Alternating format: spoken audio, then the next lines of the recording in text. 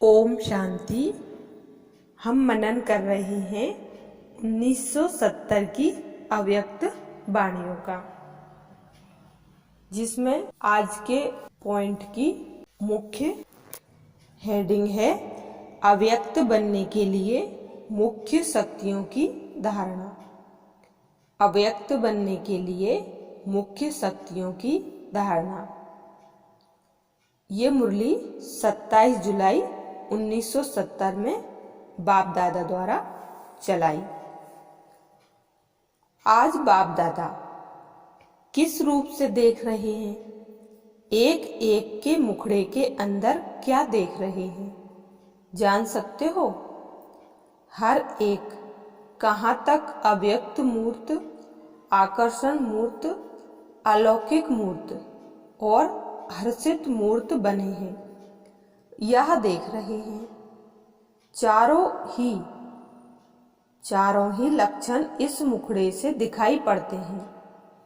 कौन कौन कहाँ तक बने हैं, वह हरेक का मुखड़ा साक्षात्कार कराता है। जैसे दर्पण में स्थूल चेहरा देखते हैं, वैसे दर्पण में यह लक्षण भी देखते हो। देखने से अपना साक्षात्कार क्या होता है? चारों लक्षण से विशेष कौन सा लक्षण अपने में देखते हो? अपने आप को देखने का अभ्यास हर एक को होना चाहिए। अंतिम स्टेज ऐसी होनी है जिसमें हर एक के मुखड़े में यह सर्व लक्षण प्रसिद्ध रूप में दिखाई पड़ेंगे। अभी कोई गुप्त है, कोई प्रत्यक्ष है, कोई गुण विशेष हैं, कोई उनसे कम है, लेकिन संपूर्ण स्टेज में यह सभी लक्षण समान रूप में और प्रत्यक्ष रूप में दिखाई देंगे, जिससे सभी की नंबरवार प्रत्यक्षता होनी है। जितना जितना जिसमें प्रत्यक्ष रूप में गुण आते जाते हैं, उतनी उतनी प्रत्यक्षता भी होती जा रही है। आज विशेष किस कार्य के लिए आए हैं? पांडव सेनापति। पांडवों की भट्टी का आरंभ है। अपने में क्या नवीनता लानी है, यह मालूम है? विशेष भट्टी में आए हो तो विशेष क्या धारणा करेंगे? हर एक ने अपना अपना लक्ष्य सुनाया। टीचर्स, आप बताओ, इस पांडव सेना से क्या क्या कराना है? तो यह पहले से सुनते ही अपने में सभी पॉइंट्स भरने का प्रयत्न कर लेंगे, जो फिर आपको मेहनत नहीं करनी पड़ेगी। आप इन्हों से क्या चाहते हो? यह एक सेकंड में अपने को बदल सकते हैं। मुश्किल तो कुछ भी हो नहीं सकता, और जो निमित्त बने हुए हैं उन्हों को मदद भी बहुत अच्छी मिलती है। पांडव सेना तो कल्प पहले ही प्रसिद्ध है ही। पांडवों के कर्तव्य का यादगार तो प्रसिद्ध है। जो कल्प पहले हुआ है वह सिर्फ अभी रिपीट करना है। अव्यक्त बनने के लिए वह जो भी सभी ने लक्ष्य सुनाया, उसको पूर्ण करने के लिए क्या क्या अपने में धारण करना है, वह आज सुनाते हैं। सर्व पांडव अपने को क्या कहलाते हो? ऑलमाइटी गॉड फादर के बच्चे कहलाते हो ना? तो अव्यक्त बनने के लिए मुख्य कौन सी शक्तियों को अपने में धारण करना है? तब ही जो लक्ष्य रखा है वह पूर्ण हो सकेगा। भट्टी से मुख्य कौन सी शक्तियों को धारण करके जाना है, वह बताते हैं। हैं तो बहुत, लेकिन मुख्य एक तो सहन शक्ति चाहिए, परखने की शक्ति चाहिए, और विस्तार को छोटा करने की और फिर छोटे को बड़ा करने की भी शक्ति चाहिए। कहाँ विस्तार को कम करना पड़ता है और कहाँ विस्तार भी करना पड़ता है। समेटने की शक्ति, समाने की शक्ति, सामना करने की शक्ति और निर्णय करने की भी शक्ति चाहिए। इन सबके साथ साथ सर्व को स्नेह और सहयोगी बनाने की, अर्थात सर्व को मिलाने की भी शक्ति चाहिए। तो यह सभी शक्तियां धारण करनी पड़े। तभी सभी लक्षण पूरे हो सकते हैं। हो सकते भी नहीं, लेकिन होना ही है। रूहानियत भी धारण करनी है और साथ साथ ईश्वरीय रुहाब भी हो। यह दो बातें धारण करना है और एक बात छोड़ना है। वह कौन सी? कोई ने कहा रौब छोड़ना है, कोई ने कहा नीचपना छोड़ना है। यह ठीक है। कहाँ कहाँ अपने में फेत न होने के कारण कई कार्य को सिद्ध नहीं कर सकते हैं, इसलिए कहते हैं नीचपना छोड़ना है। रौब को भी छोड़ना है।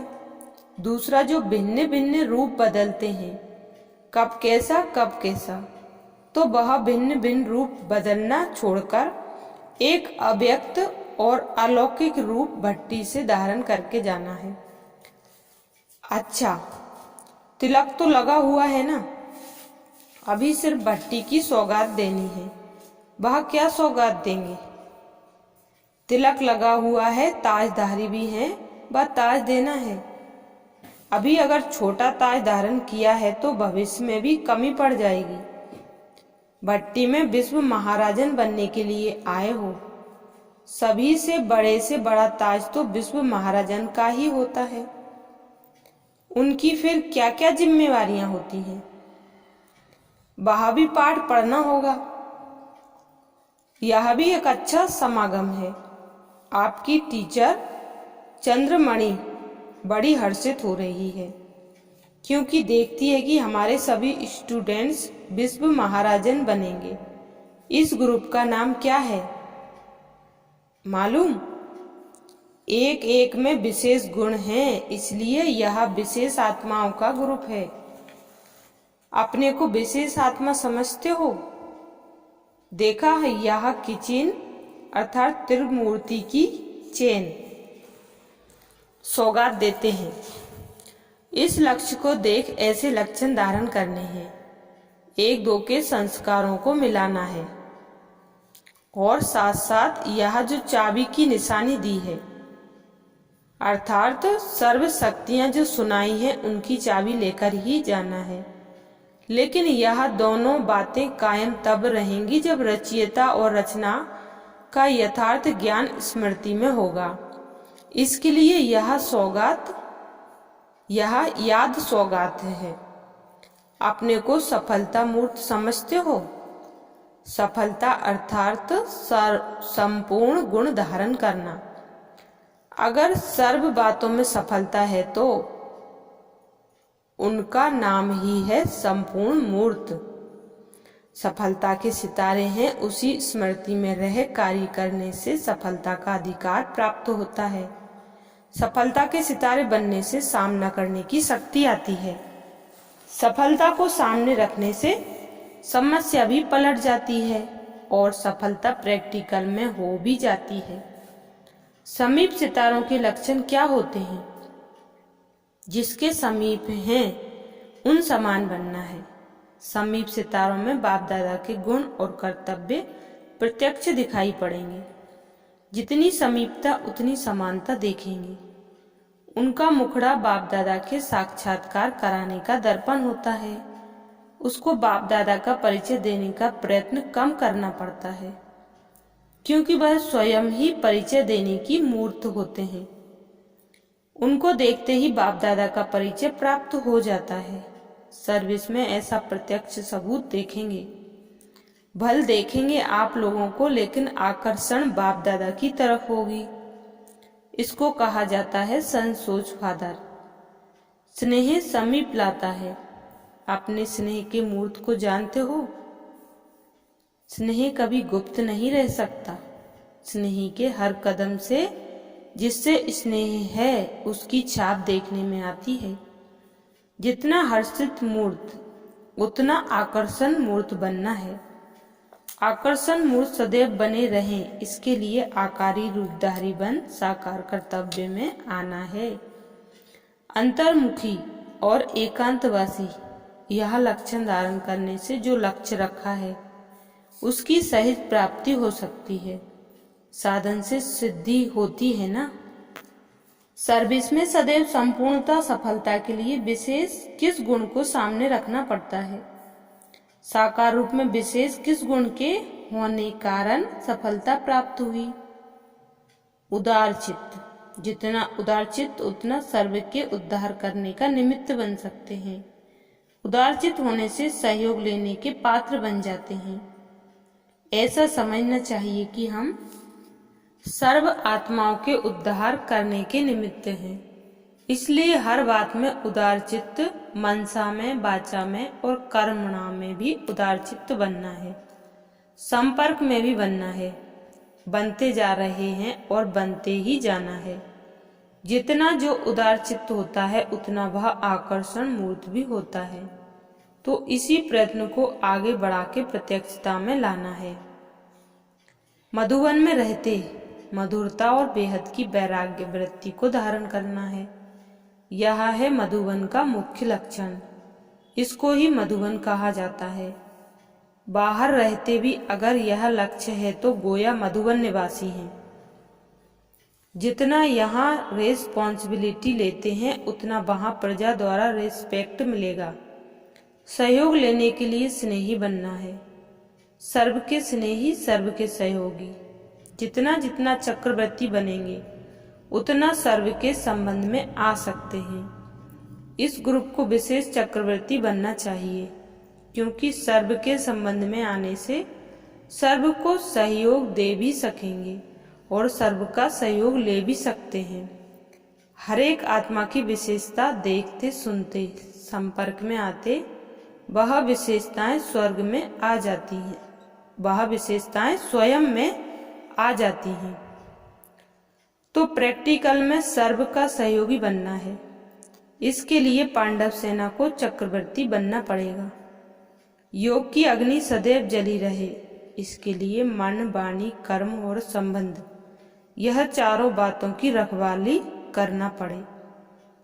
फिर यह अग्नि अविनाशी रहेगी।